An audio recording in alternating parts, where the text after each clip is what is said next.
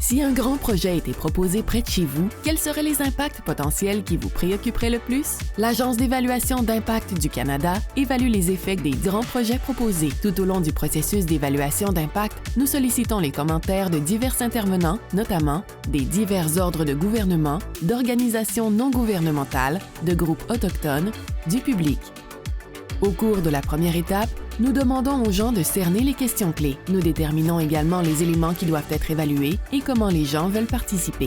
Nous examinons les effets positifs et négatifs et déterminons si le projet exige une évaluation. Dans la deuxième étape, le promoteur du projet suit les lignes directrices établies. Il mène des études et consulte diverses personnes pour préparer une étude d'impact. Cette étude présente les effets potentiels du projet et la manière dont certains de ces effets pourraient être atténués.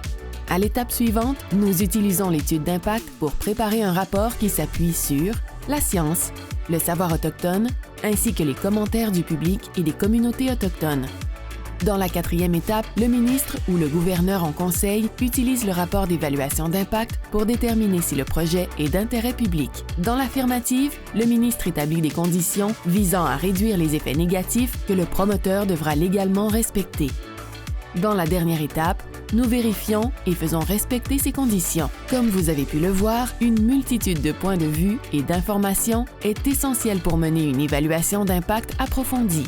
Apprenez-en davantage sur la façon dont vous pouvez exprimer votre point de vue.